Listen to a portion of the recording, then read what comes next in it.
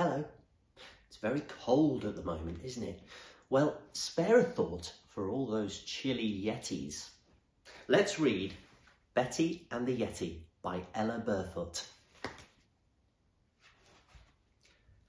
Betty has a little red sled that she takes wherever she goes. She pulls on the ropes and flies down the slopes, whether it freezes or snows.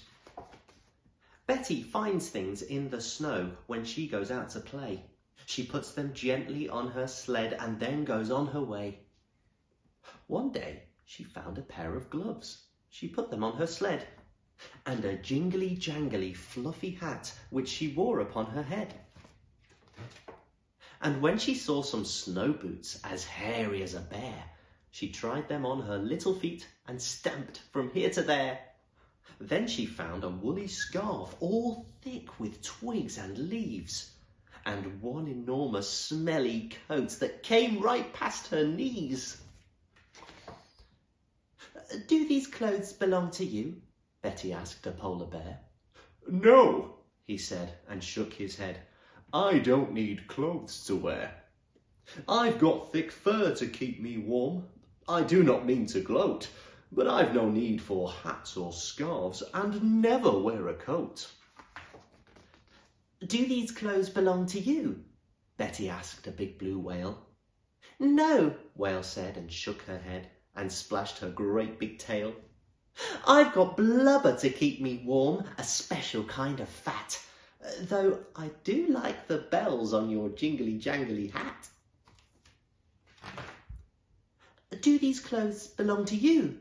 Betty asked an Arctic hare. "No," he said, and shook his head. "Ask that rock over there." What a strange thing, thought Betty, peering at the rock. But I've asked a hare and a polar bear, so I can't see why not. "Hello, rock," said Betty. The rock did not reply. "Hello, rock," said Betty.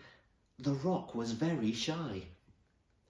But finally there came a voice that said to little Betty, "I'm really not a rock at all.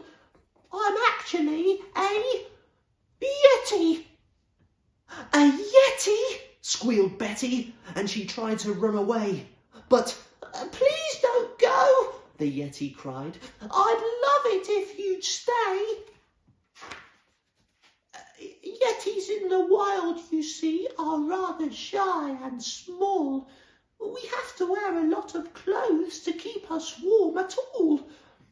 My clothes are big and hairy. They give folks such a shock that I threw them all away and hid behind this rock. It's very hard to make a friend in the land of snow when you've scared them all away before you've even said hello." Betty didn't fret at all. She handed him his clothes. "You'd better put these on," she said, "before it really snows." She took his muddy glove in her little mittened hand and talked with him and walked with him across the frozen land. Soon they met Betty's friends in the cold and snowy night, and the smelly, hairy Yeti, well, he gave them quite a fright. But when they saw that Betty had hold of Yeti's paw, they knew they didn't need to be frightened any more. And the hare spoke up quite bravely in a loud and cheerful voice. "I'd befriend a Yeti, given half a choice." So Whale and Bear and Arctic Hare became the Yeti's friends. The Yeti kept his clothes on and was never cold again. Betty made a hat like his. She wore it every day. And when she went out on her sled, she jingled all the way.